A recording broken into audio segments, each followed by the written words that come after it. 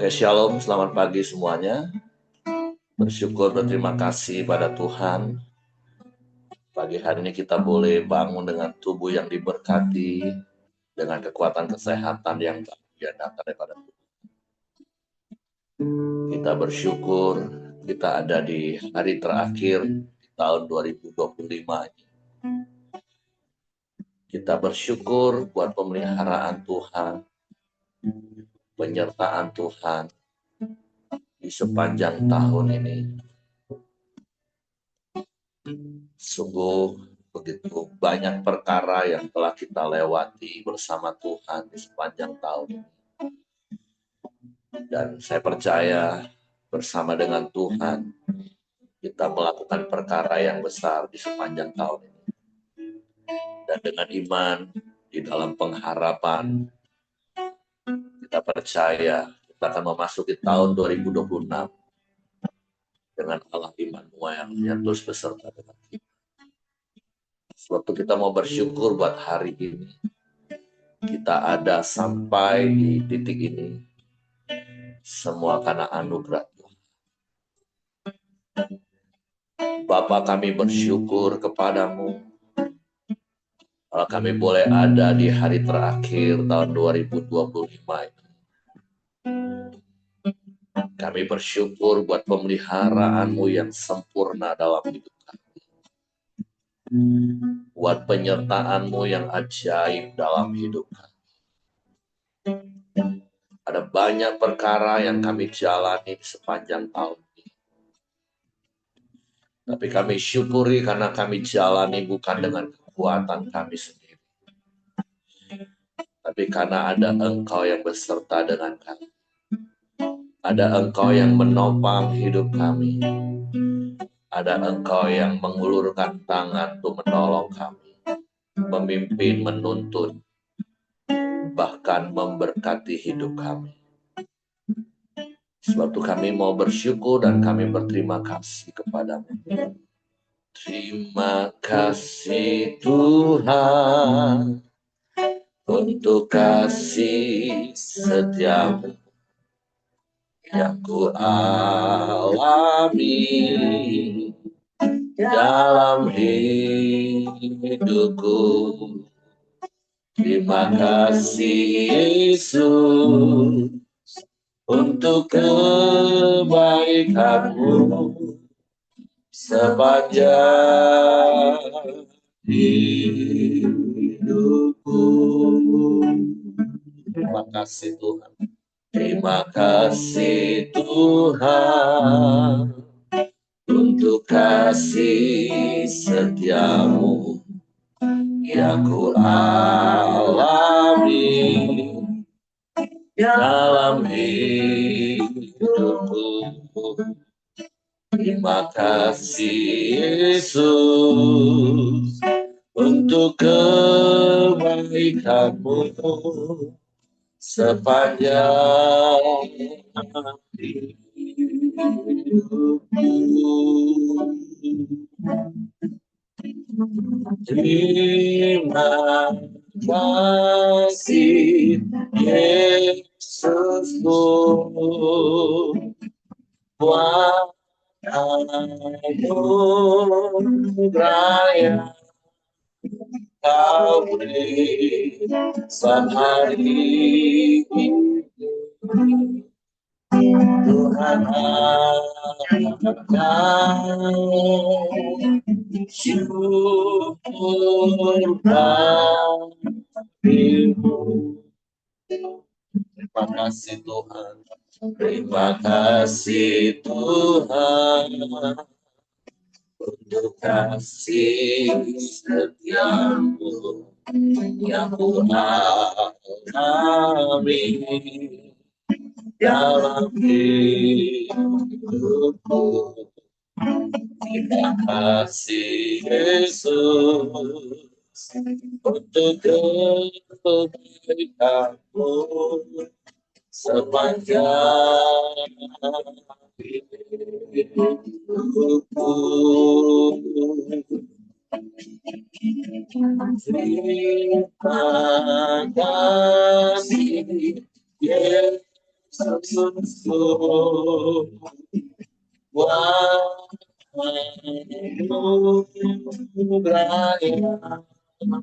kami sehari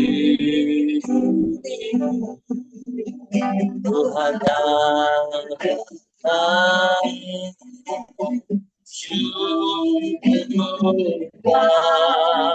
Ibu ya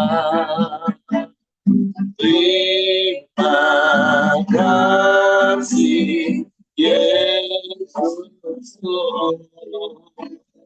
buat aku yang kau sehari ini Tuhan syukur sedang berkatakan terima kasih Yesus, terima kasih Yesus buat aku sehari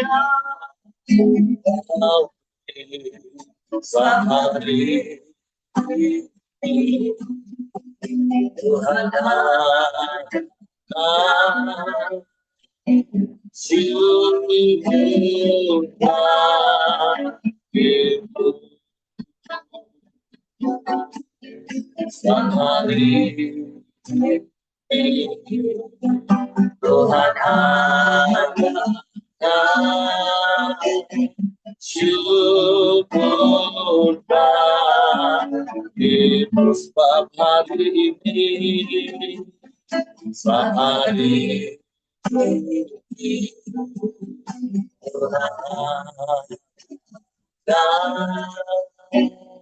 syukur bagimu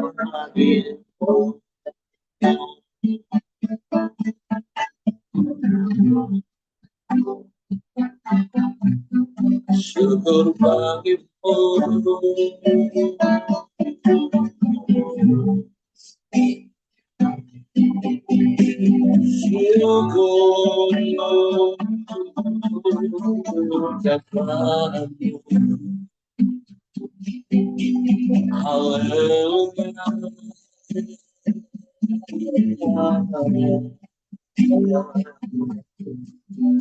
kalau kami sampai di hari ini Tuhan,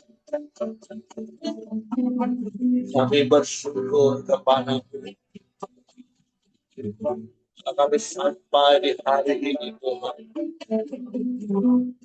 kami berterima kasih kepada-Mu.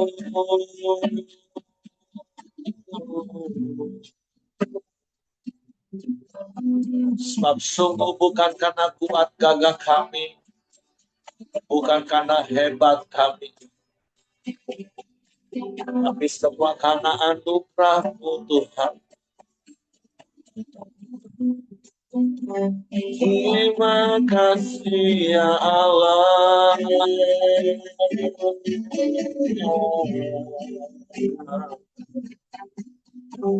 Terpujilah nama-Mu, terpujilah nama-Mu.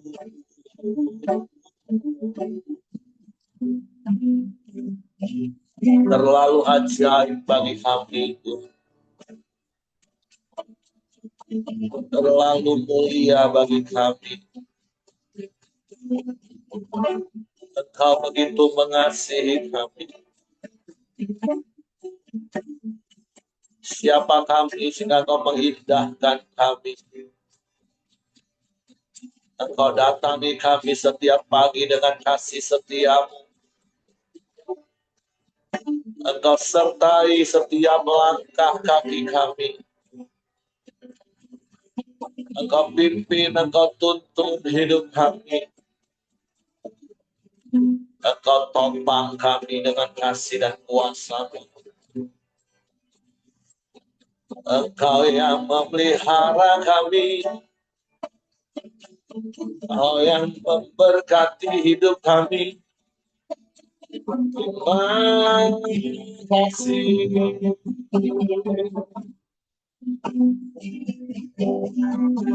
Terima kasih.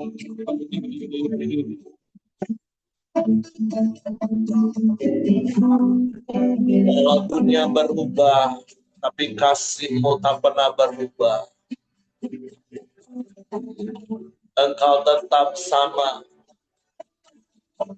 dulu, sekarang, bahkan sampai selama-lamanya. Engkau tak pernah berubah. Kasih-Mu, kuasa-Mu, pertolongan-Mu, berkat-berkat-Mu. Terima kasih.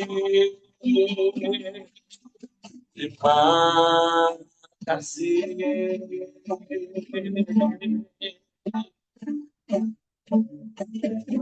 Betapa kami kagum akan Engkau, Tuhan. Besar perbuatan-Mu dalam hidup kami. Ajaib. Terima kasih.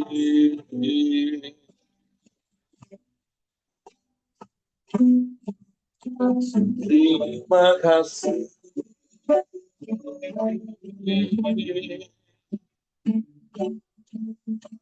Terpujilah nama-Mu.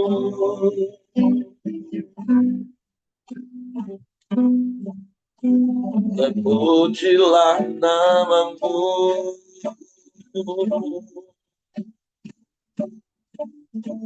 Haleluya.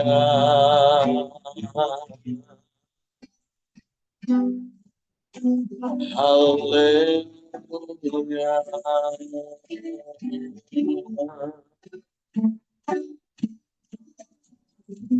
Ajaib Tuhan, ajaib Tuhan. Syukur bagi-Mu, syukur bagi-Mu. Haleluya.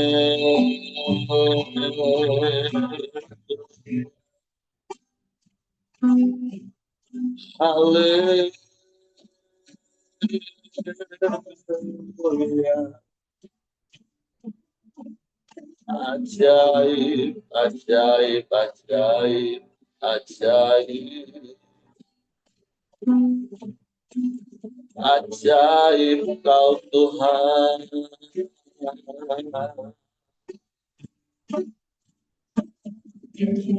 Sungguh kami bersyukur, kami berterima kasih kepada-Mu. Engkau baik.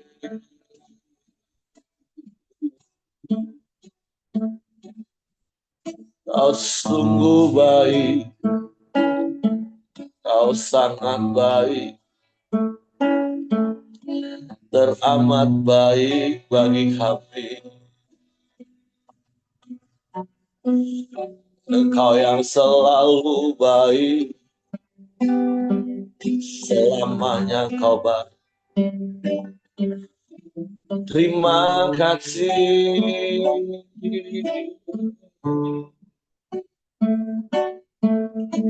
Terima kasih.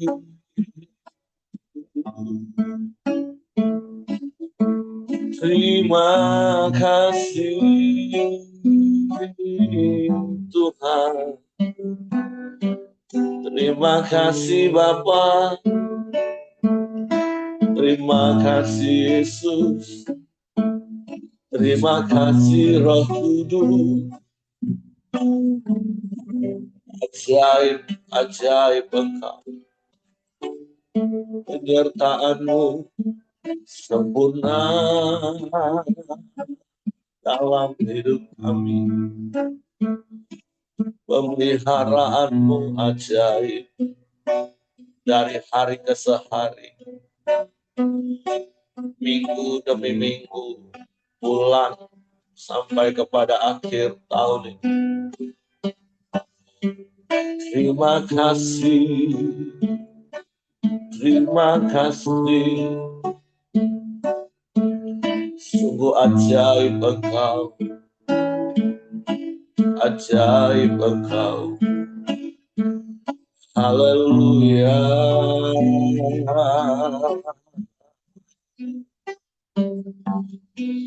Terpujilah namamu, terpujilah namamu.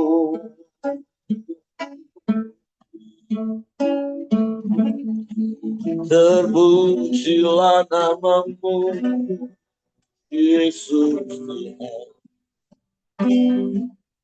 Haleluya,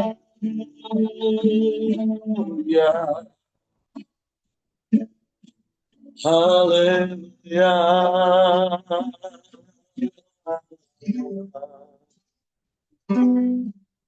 Ajaib,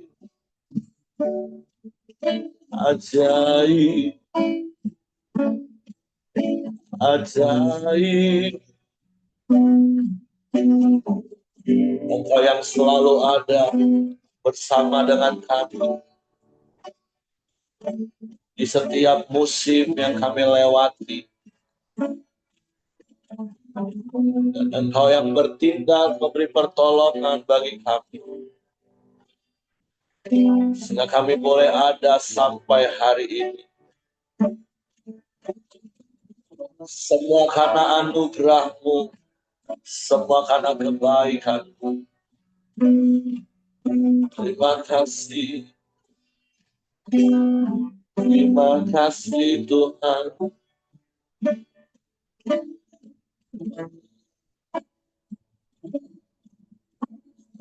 Kau ada bersamaku, ya, di setiap musim hidup.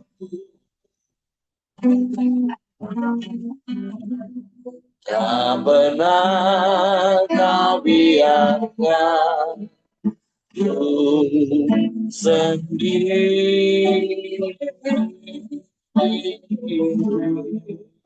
Amin.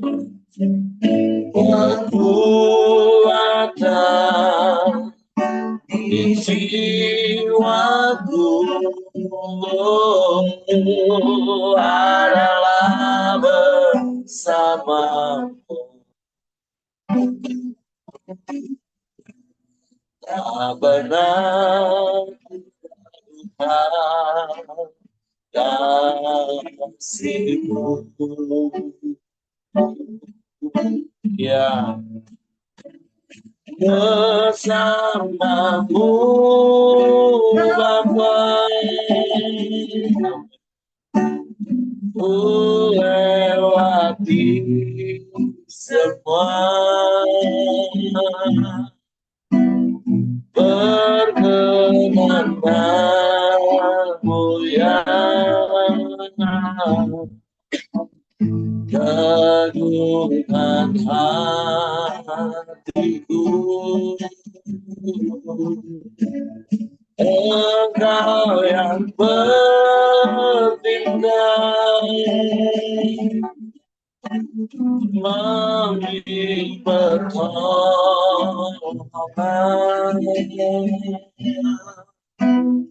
Anugerah-Mu besar melimpah hidupku. Amin, amin. Ada Tuhan. Engkau ada bersamaku di setiap musim hidupku. Tak pernah Kau biarkan ku sendiri. kekuatan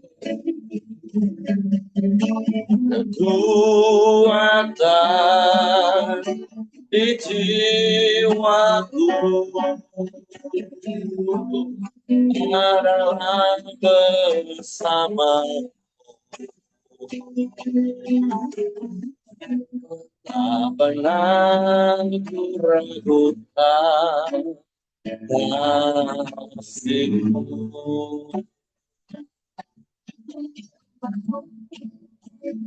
Bersamamu bahkan ku lewati semua perkenanan yang Tuhan itu Engkau yang berindah memberi pertolongan anugerahmu besar melimpah bagiku bersamamu Bapa, bersamamu Bapa, ku lewati semua yang perkenananmu yang teguh hatiku.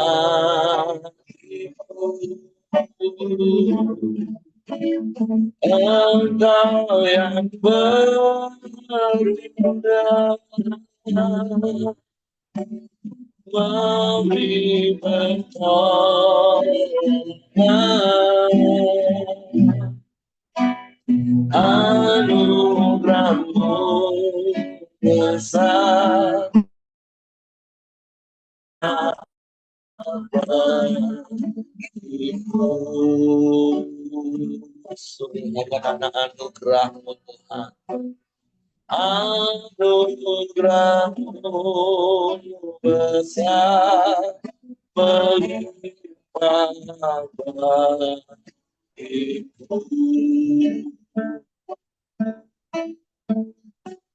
Semua hanya karena anugerahmu. Kami boleh ada di hari terakhir tahun. Engkau yang berkali-kali memberikan pertolongan bagi kami di sepanjang tahun.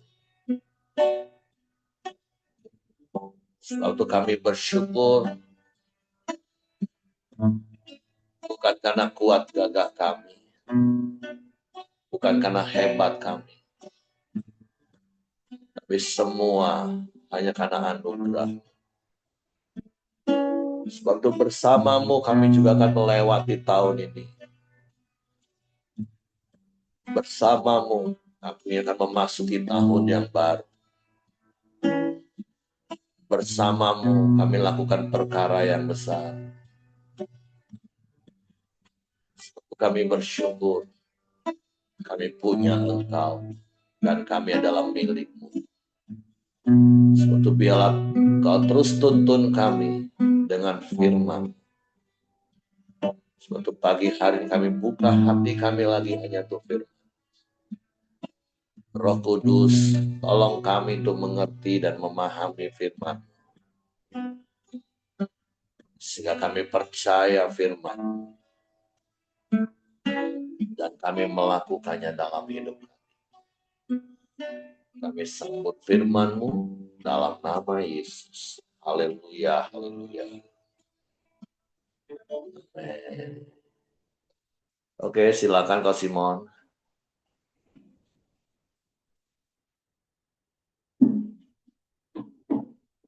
Baik, selamat pagi teman-teman semua. Terima kasih buat Heri. Hari ini tanpa terasa kita sudah menginjak hari-hari terakhir di tahun 2025. Sepertinya baru hari kemarin ya. Tapi inilah namanya waktu selalu berjalan dengan kesibukan, kita rasa begitu cepat. Tapi kita bersyukur memasuki hari-hari baik yang sudah kita lalui maupun hari-hari ke depan kita. Tuhan selalu menolong kita, memimpin kita, ya kan?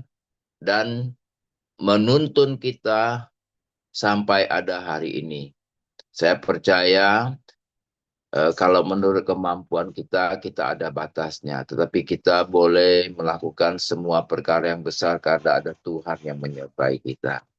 Jadi kalau hari ini Bapak Ibu masih ada yang mengalami masalah, itu adalah bukan masalah yang Tuhan izinkan. Tapi Tuhan beri kita belajar. Kita sekolah dengan kehidupan, bagaimana hari-hari kita ke depan, kita harus ya selalu belajar lewat firman Tuhan, karena apa yang kita inginkan bukan itu yang Tuhan inginkan. Jadi kata firman Tuhan, jalanku bukan jalanmu, pikiranku bukan pikiranmu. Jadi yang harus kita lakukan, kita selalu bersyukur dan belajar. Karena apapun yang kita jalani, nih, apapun yang kita lakukan, apa yang kita jalani, semua itu karena Tuhan mengasihi kita dan memberi kita satu uh, pembelajaran supaya kita tetap lebih kuat. Kita belajar tentang masalah Paulus, ya kan, selama pelayanannya juga itu mencerminkan bagaimana hidup seorang anak Tuhan. Jadi hari ini tentunya kita tidak perlu bersungut-sungut tapi mengucap syukurlah senantiasa. Jadi hari ini kita sampai di Kisah Rasul ayat 19. Saya bacakan Paulus di Efesus.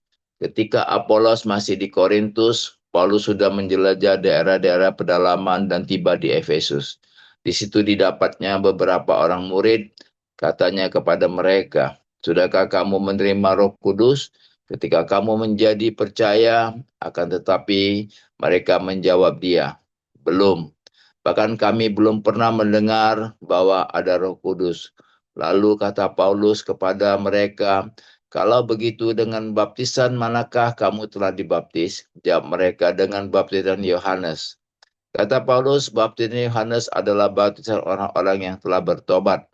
Dan ia berkata kepada orang banyak bahwa mereka harus percaya kepada dia yang datang kemudian daripadanya, yaitu Yesus.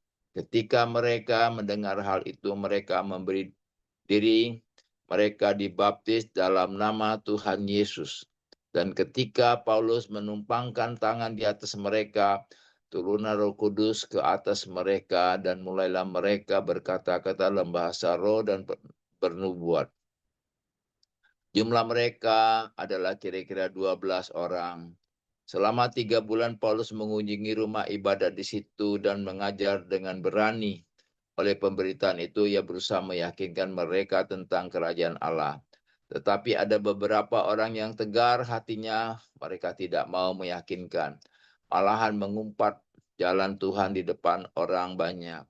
Karena itu Paulus meninggalkan mereka dan memisahkan murid-muridnya dari mereka dan setiap hari berbicara di ruang kuliah Tiranus. Hal itu dilakukannya 2 tahun lamanya, sehingga semua penduduk Asia mendengar firman Tuhan, baik orang Yahudi maupun orang Yunani. Oleh Paulus, Allah mengadakan mujizat yang luar biasa. Bahkan orang membawa sapu tangan atau kain yang pernah dipakai oleh Paulus dan meletakkannya atas orang sakit. Maka lenyaplah penyakit mereka dan keluarlah roh-roh jahat. Jadi di sini kita melihat ya kan bagaimana ya kalau kita pelajari tentang Paulus ini ya kan begitu berani. Saya yakin Tuhan memakai Paulus karena juga sebelum dia bertobat dia adalah penganiayaan orang-orang percaya. Jadi ketika ya kan dia dipanggil Tuhan. Kita banyak dengar kesaksian hamba-hamba Tuhan yang dulu suka bakar gereja dan sebagainya, menyiksa orang-orang percaya. Ya kan kita tahu baru-baru ini juga, ya kan, Natal dibatalkan, tidak boleh, ya. Tapi kita sebagai anak Tuhan, kita tidak mau melawan dengan kekuatan kita, cuma kita berdoa biarlah Tuhan yang beracara di dalam hidup mereka. Dan kita lihat seperti Saulus ya waktu itu. Dia menganiaya orang percaya, tetapi karena Tuhan, ya kan, dia dipakai Tuhan. Maka itu begitu berani. Saya baca-baca tentang Paulus ini, ya kan, begitu cepat langkahnya. Saya lihat dia kayaknya orang dominan, ya kan, jadi geraknya begitu cepat, tapi dia punya hati yang luar biasa. Dia tidak pernah, ya kan, sakit hati kepada orang-orang yang bersama-sama dia, ya kan? Karena apa? Bagaimanapun kita tahu, ya kan, dia menjadi bapak rohani bagi orang-orang yang dia mentor, dan ketika itu, ya kan, dia melihat, ya kan, banyak yang pekerjaan Tuhan yang harus dikerjakan. Jadi begitu cepat kita gini, ketika Apolos masih di Korintus, Paulus sudah menjelajah daerah-daerah pedalaman yang tiba di Efesus. Jadi begitu cepat Tuhan pakai dia sehingga sampai banyak orang yang bertobat, dan keberaniannya luar biasa. Karena apa? Karena ada Roh Kudus. Saya juga merasakan keberanian yang kita punya ini bukan kekuatan kita. Tapi kalau ada Roh Kudus di dalam hidup kita, kita akan berani. Tapi kalau enggak, kita enggak berani. Jadi kita hidup ini sudah mengalami, dan ketika kita mengalami, kita jadi kuat. Jadi itulah yang dikerjakan oleh Paulus, ya kan. Waktu itu dia menyiksa orang Kristen. Ketika dia bertobat, dia tahu bahwa Tuhan itu lebih besar di atas segalanya. Maka dia dipakai Tuhan untuk menjadi seorang pengajar, ya kan. Jadi dia uh, membaptis banyak orang, dan kita tahu di sini, ya kan, dia pergi ke Efesus, ya kan, mendapatkan murid-murid Yohanes Pembaptis, ya kan, dia baptis, dan kita tahu di situ terjadi kebangkitan rohani, dan banyak orang yang semakin percaya, ya. Di situ Tuhan mendapatkan mujizat, di mana, ya kan, orang-orang sakit disembuhkan. Jadi kita boleh belajar dengan bagaimana Paulus ini bergerak begitu cepat, sehingga banyak orang-orang yang diselamatkan. Termasuk kita di Asia ini bisa dapat firman Tuhan, ini karena Paulus mengadakan banyak perjalanan-perjalanan sehingga sampai ke Asia. Firman Tuhan sampai ke Asia. Dan yang lebih dahsyat lagi, ya kan, jadi dia banyak menyembuhkan karena Roh Kudus, ya kan, Tuhan pakai dia untuk menyembuhkan orang-orang yang sakit dan mengeluarkan roh-roh jahat, termasuk dengan sapu tangan, ya kan. Dia bisa dipakai Tuhan untuk menyembuhkan orang-orang sakit. Lantas tahap keduanya yaitu dia juga mengalami hambatan. Tetapi karena ada Tuhan, ya kan, dia eh, Tuhan pakai, Tuhan yang mengatur, Tuhan yang menuntun, dia yang mengerjakan. Di perikop kedua, anak-anak Skewa. Ayat ke-13, juga beberapa tukang jampi Yahudi yang berjalan keliling di negeri ini mencoba menyebut nama Tuhan Yesus atas mereka yang kerasukan roh jahat, dengan berseru katanya, "Aku menjumpai kamu demi nama Yesus yang diberitakan oleh Paulus."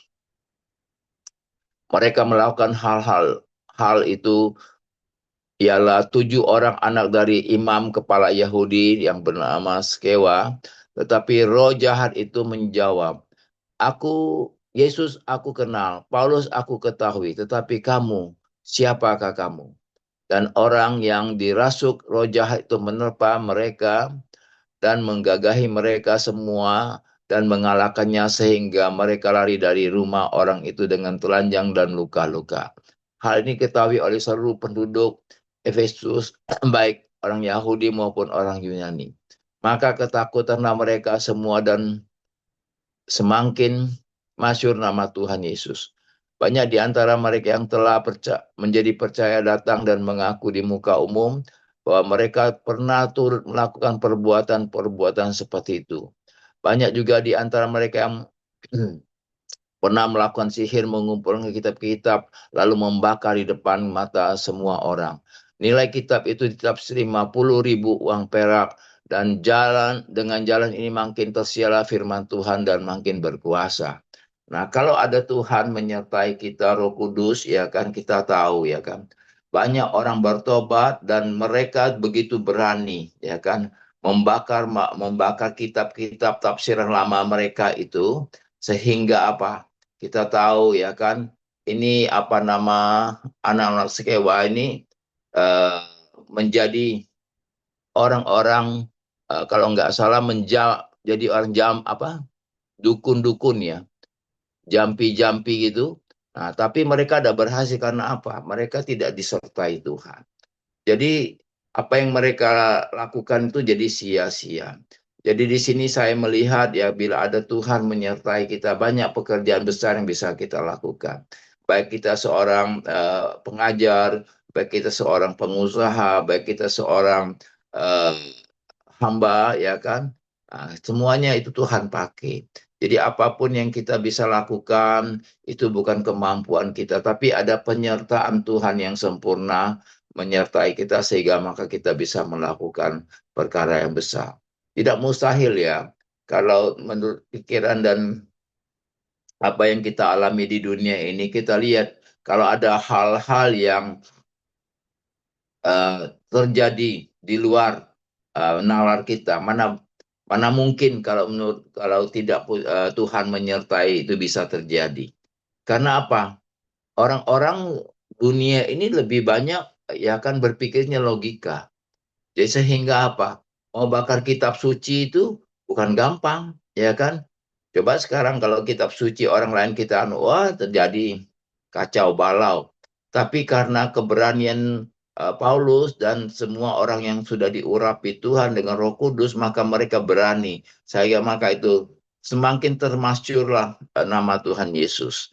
Dan perikop ketiga, Demetrius menimbulkan huru-hara di Efesus. Kemudian daripada semuanya itu Paulus bermaksud pergi ke Yerusalem melalui Makedonia dan Akaya. Katanya, sesudah berkunjung ke situ, aku harus melihat Roma juga. Lalu ia menyuruh dua orang pembantunya, yaitu Timotius dan Erastus, mendahuluinya ke Makedonia, tetapi ia sendiri tinggal beberapa lama lagi di Asia.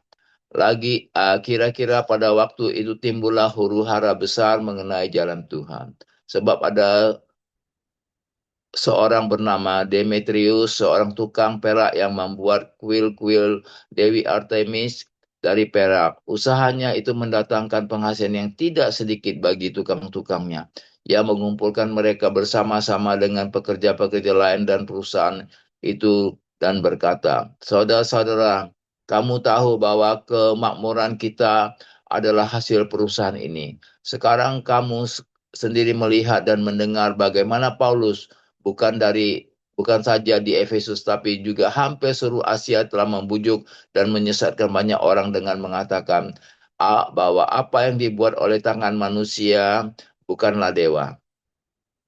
Ayat 27, dengan jalan demikian bukan saja perusahaan kita berada dalam bahaya untuk dihina orang, tetapi juga kuil Artemis, Dewi besar itu, berada dalam bahaya akan kehilangan artinya.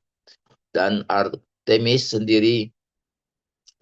yang disembah oleh seluruh Asia dan seluruh dunia yang beradab dan akan kehilangan kebesarannya. Mendengar itu meluaplah amarah mereka, lalu mereka berteriak-teriak, katanya, besarlah Artemis Dewi orang Efesus. Seluruh kota menjadi kacau dan mereka ramai-ramai membajai gedung kesenian serta menyeret Gaius dan Aristarkus. Keduanya orang Makedonia dan teman perjalanan Paulus. Paulus mau pergi ke tengah-tengah rakyat itu, tapi murid-muridnya tidak mengizinkannya. Bahkan beberapa pembesar yang berasal dari Asia yang bersahabat dengan Paulus mengirimkan peringatan kepadanya supaya ia jangan masuk ke gedung kesenian itu. Sementara itu orang yang berkumpul di gedung itu berteriak-teriak, yang seorang mengatakan ini dan yang lain mengatakan itu. Sebab kumpulan itu kacau balau dan kebanyakan dari mereka tidak tahu untuk apa mereka berkumpul. Lalu seorang bernama Alexander didorong ke depan oleh orang-orang Yahudi. Ia mendapatkan keterangan dari orang-orang banyak tentang apa yang terjadi. Ia memberikan isyarat dengan tangannya dan mau memberi penjelasan sebagai pembelaan di depan rakyat itu. Tetapi ketika mereka tahu bahwa ia adalah orang Yahudi, berteriaklah mereka bersama-sama kira-kira 2 jam lamanya. Besarlah Artemis Dewi orang Efesus. Akan tetapi panitera kota memenangkan orang banyak itu dan berkata, "Hai orang Efesus, siapakah di dunia ini yang tidak tahu bahwa kota Efesus yang memelihara baik kuil Dewi Artemis yang membesar, yang maha besar, maupun patungnya yang turun dari langit. Hal itu tidak dapat dibantah karena itu hendaklah kamu tenang dan janganlah terburu-buru bertindak. Sebab kamu telah membawa orang-orang ini ke sini, walaupun mereka tidak merampok kuil Dewi kita dan tidak menghujat namanya. Jadi jika Demetrius dan tukang-tukangnya ada pengaduannya terhadap seseorang, bukankah ada sidang-sidang pengadilan dan ada gubernur, jadi hendaklah kedua belah pihak mengajukan dakwaannya ke situ. Dan jika ada sesuatu yang lain yang kamu kehendaki, baiklah kehendakmu itu diselesaikan dalam sidang rakyat yang sah. Sebab kita berada dalam bahaya akan dituduh bahwa kita menimbulkan huru-hara pada hari itu. Karena tidak ada alasan yang dapat kita kemukan untuk membenarkan kumpulan yang kacau balau. Dan dengan kata-kata itu, ia membubarkan kumpulan rakyat. Jadi kita dapat mengerti bukan zaman sekarang, dari zaman dulu itu sudah ada pertentangan-pertentangan ya, pengikut Kristus dengan orang-orang yang belum percaya. Kita tahu si apa namanya tadi,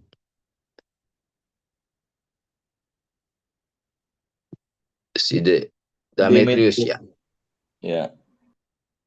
Ya. Demetrius ini kan seorang yang pandai yang membuat patung, dan dia seorang bos lah dalam perusahaan itu. Jadi dia merasa terancam dengan kehadiran Paulus, ya kan? Kita tahu, ya kan, begitu banyak, ya kan? Dan Efesus terkenal dulu sebelum Paulus ke sana, yaitu bahwa penyembah-penyembah berhala dengan patung-patung mereka. Kita tahu kalau orang-orang yang menyembah-nyembah berhala itu patungnya itu bukan murah, mahal-mahal, apalagi diukir-ukir begitu kan, begitu mahal. Tetapi disinilah kita harus membasmi atau kita meruntuhkan berhala-berhala yang ada di dalam hidup kita. Kalau berhala-berhala itu di dalam hidup kita tidak kita basmi, itu bahaya sekali, ya kan? Itu baik berhala tentang keuangan, baik berhala kita ego, baik banyak hal berhala yang hobi, ya kan? Itu berhala-berhala itu yang kadang-kadang membuat kita tidak maksimal. Jadi hidup ya kita lihat seperti Paulus itu, dia begitu banyak mengajar, begitu banyak dia menjadi teladan buat hamba-hamba Tuhan. Dia juga mengajar kepada hamba-hamba Tuhan. Yang kita layani ini adalah bukan jemaat kita, bukan orang-orang yang kita jadikan percaya itu adalah harus kepada kita. Tapi dia membagi dan menyeratakan semua pelayan hamba Tuhan itu, bahwa janganlah kamu selalu merasa, oh domba itu punya saya, ya kan, dicuri oleh hamba yang lain. Sebabnya domba itu ada milik Tuhan. Jadi di sini saya melihat ya kan, begitu luar biasanya ya kan. Kalau tidak ada Tuhan pasti Demetrius ini dengan CS-CS-nya dan anggotanya itu sudah luar biasa. Tapi untuk membunuh si Paulus. Tetapi Tuhan itu maha ajaib. Dia mengutus seorang Alexander. Alexander apa siapa nama tadi lupa. Jadi akhirnya apa? Ya kan mereka itulah dalam hidup kita kadang-kadang ada orang merancang yang jahat-jahat terhadap kita. Tetapi kalau ada kita bersama dengan Allah, ya kan, kita eh, tidak akan kalah. Tapi Tuhan punya cara yang kadang-kadang mengutus orang, ya kan, eh, yang di luar pikiran kita, ya kan. Saya baru alami juga ketika, ya kan, saya mencari seorang kontraktor untuk di Bengkulu, maka saya lama di Bengkulu karena ada masalah, ya kan. Kontraktor ini rupanya ya hanya besar ngomong. Jadi kalau karena dia seorang seorang yang boleh dibilang pergaulan cukup luas, ya kan. Nah, jadi ketika saya lihat ini ada selesai, saya mengambil alih, jadi saya panggil orang-orang lain itu ada apa nama intimidasi, ya kan. Jadi orang takut. Tetapi saya hanya berdoa Tuhan, bagaimana ya kan caranya Tuhan. Tapi ada aja orang-orang yang Tuhan utus kadang-kadang. Tahu-tahu ada yang datang, Pak, kami mau kerja, ya kan? Sebenarnya dia bukan seorang kontraktor, tapi dia mau kerja, dia bilang. Nah, itulah yang bisa menolong. Jadi hidup ini kita jangan selalu mengandalkan kekuatan kita. Tapi kita andalkanlah Tuhan yang kita sembah, Allah yang ajaib dan perkasa, ya kan? Jadi kalau hal-hal apapun menghadapi masalah yang sudah lewat di tahun 2025 dan nanti malam kita udah masuk tahun yang baru di awal 2026, saya percaya kalau kita berjalan bersama dengan Tuhan Yesus, ada banyak yang bisa kita kerjakan.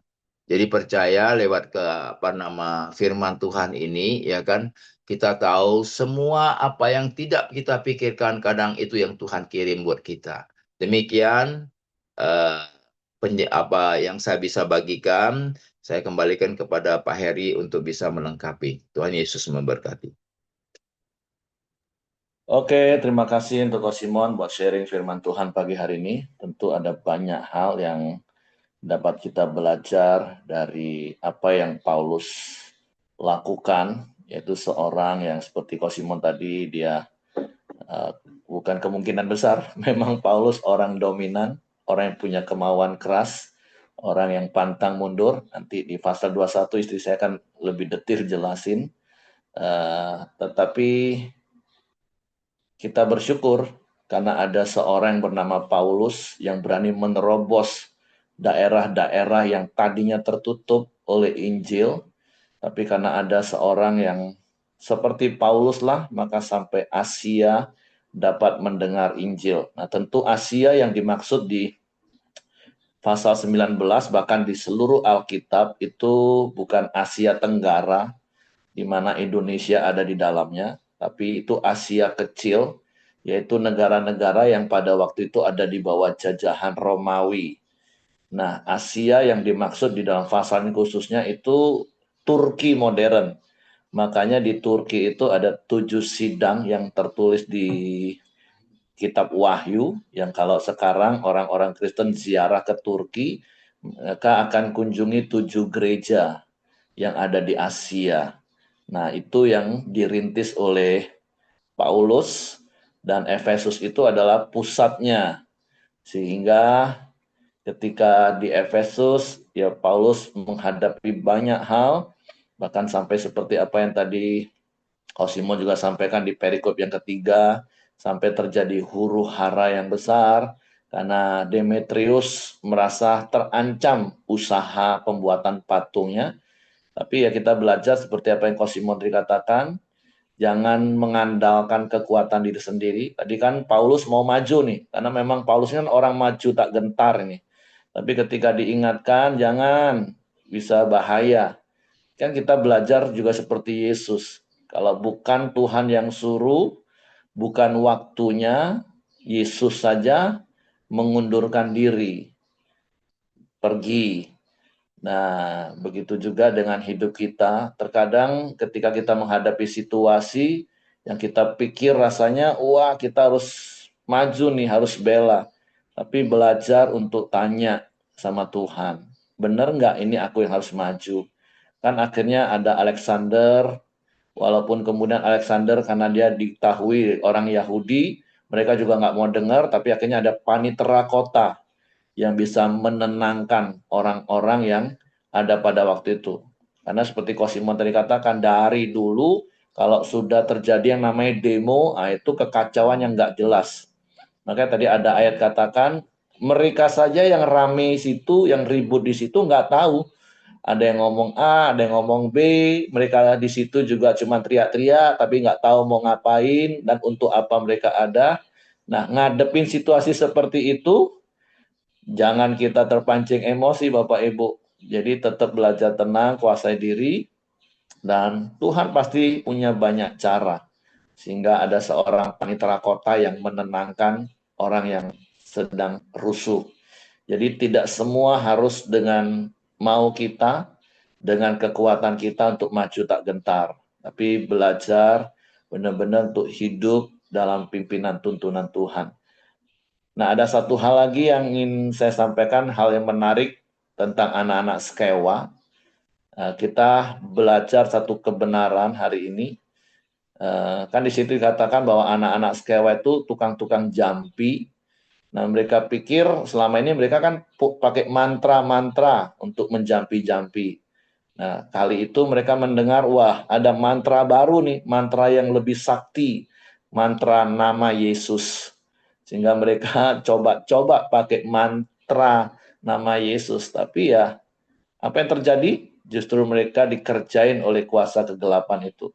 Nah, pembelajarannya adalah seperti ini Bapak Ibu. Kita percaya nama Yesus itu nama yang berkuasa di bumi, di surga.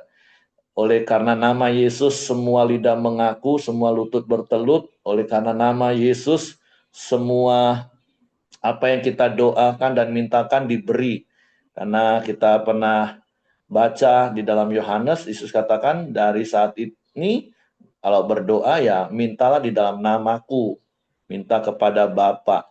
Nah, tetapi tentunya kita harus ngerti betul yang punya hak menggunakan nama Yesus itu adalah orang percaya yang Yohanes 1 ayat 12 katakan setiap orang yang percaya kepadaku diberi kuasa untuk menjadi anak-anak Allah.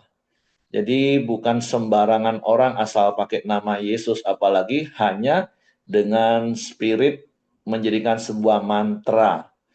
Bahkan kalaupun dia menamakan dirinya orang Kristen, tapi sebenarnya hanya beragama Kristen, mau coba-coba pakai nama Yesus, wah itu bahaya. Sama seperti ini Bapak Ibu. Kalau kita bukan anaknya Pak Simon Daud, jangan coba-coba pakai nama Pak, mengatasnamakan Pak Simon Daud untuk melakukan hal-hal yang apalagi tanpa sepengetahuan dan tanpa seizin Pak Simon. Itu namanya mencatut nama Pak Simon Daud, bahkan bisa kena jerat hukum Bapak Ibu. Nah, jadi yang penting kita ini anak Allah dulu nggak? Nah, itu poin pentingnya. Punya hubungan yang dekat dengan Bapa di surga sebagai anak dan Bapa. Barulah kita punya otoritas kuasa menggunakan nama Yesus. Jadi bukan hanya sekedar pokoknya dalam nama Yesus. Bukan soal dalam nama Yesusnya yang penting Bapak Ibu. Apakah kita ini anak Allah? Yaitu hubungan pribadi kita dengan Tuhan itu benar-benar sebagai anak dan Bapa. Jadi jangan sampai seperti anak Skewa. Sehingga kita bisa kecewa. Katanya pokok berdoa dalam nama Yesus. Ya dulu. Siapa dulu yang menggunakan nama Yesus? Makanya cek hidup kita. Kita ini orang yang benar-benar percaya. Orang-orang yang mengaku di mulut percaya di hati karena pemahaman seperti yang berkali-kali saya katakan. Iman itu harus memenuhi 3 unsur. Intelektual, emosional, dan kehendak. Jadi bukan hanya sekedar Kristen ikut-ikutan, bukan sekedar Kristen kata pendeta, bukan Kristen karena orang tuanya Kristen, bukan Bapak Ibu. Tapi secara pribadi Seperti Amos 3 ayat 3 katakan, berjalankah dua orang kalau belum bersepakat. Jadi mari Bapak Ibu menjadi pribadi yang benar-benar percaya kepada Tuhan, berjalan bersama dengan Tuhan.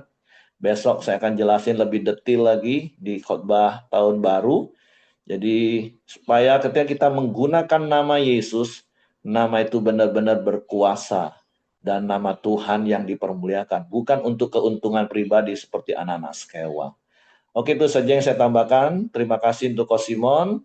Saya serahkan kembali kepada Ko Joni Samuel. Oh, Will yang berdoa hari ini ya. Oke, silakan Will. Kalau gitu nanti akan ditutup oleh Ko Simon. Silakan. Oke, baiklah Bapak Ibu, kalau nggak ada yang menambahkan, kita tutup dalam doa syafaat kita. Bapa yang baik, kami mengucap syukur dan terima kasih untuk kebenaran firman-Mu hari ini Tuhan. Kami mau selalu belajar mendengarkan suara-Mu Tuhan. Apapun yang kami lakukan Tuhan, Engkau selalu turut campur tangan Tuhan. Dan kami juga serahkan seluruh hidup kami ke dalam tangan kuasa-Mu juga Tuhan. Kami berdoa untuk Pak Simon yang telah menyampaikan firman-Mu Tuhan. Kau senantiasa memberkati seluruh kesehatannya Tuhan, pekerjaan usaha yang Kau lancarkan semuanya Tuhan. Pelayanannya juga Tuhan, Kau berkati juga istri, anak-anak, serta cucunya Tuhan. Kami serahkan Pak Simon ke dalam tangan kuasa-Mu Tuhan. Kami juga berdoa untuk Pak Ongko, Kau senantiasa memberkati setiap kesehatannya Tuhan. Kau campur tangan Tuhan dalam proses penyembuhannya Tuhan. Berkati orang-orang yang menjaganya di sisinya Tuhan. Kuatkan, mampukan mereka Tuhan. Kami serahkan Pak Ongko ke dalam tangan kuasa-Mu juga Tuhan. Kami berdoa Tuhan untuk Bu Dorcas. Setiap proses apapun yang ia jalani Tuhan, baik kemoterapi, obat-obatan yang ia makan konsumsi Tuhan. Engkau berkati, Kau selalu menyertai dan melindunginya Tuhan. Kau turut campur di dalam setiap prosesnya Tuhan. Biarlah namamu selalu dipermuliakan Tuhan. Bilur-bilur kesehatan, kesembuhan Tuhan menyertai Bu Dorcas Tuhan. Kami serahkan Bu Dorcas ke dalam tangan kuasa-Mu. Kau juga memberkati pekerjaan usahanya, serta anak-anaknya yang selalu mendampingi. Kau kuatkan, mampukan mereka Tuhan. Setiap kebutuhan mereka Engkau cukupkan Tuhan. Kami serahkan semuanya ke dalam tangan kuasa-Mu juga Tuhan. Bapak yang baik, kami menyerahkan khusus anggota Korimdia yang hadir pagi ini Tuhan. Hidup kami ke dalam tangan kuasa-Mu Tuhan. Kau menyertai, melindungi, serta memberi hikmat Tuhan apapun. Terima kasih Bapak yang baik. Kami juga berdoa Tuhan untuk seluruh orang terdekat kami, baik itu keluarga, teman-teman, karyawan apapun itu Tuhan, siapapun yang melalui hidup kami Tuhan, mereka bisa melihat Engkau Tuhan, dan juga belajar Tuhan, mau mengenal Engkau sebagai Juru Selamat Tuhan, dan nama-Mu juga dipermuliakan. Banyak orang dimenangkan jiwa-jiwa Tuhan. Kami juga berdoa Tuhan untuk bangsa dan jajaran terbawahnya Tuhan. Engkau kasih roh hikmat takut akan Engkau. Setiap keputusan berasal daripadamu Tuhan. Sehingga mereka bisa membawa bangsa ini semakin sejahtera Tuhan. Membawa bangsa ini Tuhan semakin banyak yang takut akan Engkau. Membawa bangsa ini semakin banyak jiwa-jiwa yang dimenangkan Tuhan. Engkau kasih hikmat Tuhan setiap apapun yang dilakukan mereka Tuhan. Terima kasih. Kami serahkan bangsa dan para pemimpinnya ke dalam tangan kuasa-Mu juga Tuhan. Dan juga Tuhan, hari ini adalah hari terakhir di tahun 2025 Tuhan. Kami berdoa Tuhan, Engkau adalah Tuhan yang sama Tuhan, yang Tuhan selalu menyertai kami, melindungi kami Tuhan. Kami berpegang teguh Tuhan kepadamu. Iman percaya kami Tuhan, semakin Engkau kuatkan Tuhan. Terima kasih Tuhan, pengharapan kami hanya ada di dalam namamu Yesus Kristus. Terima kasih Bapak yang baik. Marilah Bapak Ibu kita masuk ke dalam doa Bapak kami. Jadi kita ketemu Tanggal 1 ibadah jam berapa, Her? setengah 10 kok. Oke. 9.30. Jam berapa kok dari Bungo? Pagi ini sekitar jam 7.30 lah. Oke. Ya. Willy masih Lampung atau udah Palembang gitu? Lembang, Pak. Oh, udah Palembang. Besok subuh lah baru. Iya, besok balik lah paginya. So, jalan sepi. Iya, iya, iya, iya. Iyalah, langsung Oke. aja. Oke, ya. Oke, Tuhan sampai ketemu berkati nanti semuanya. malam Bapak Ibu ya. Tuhan berkati. Yuk.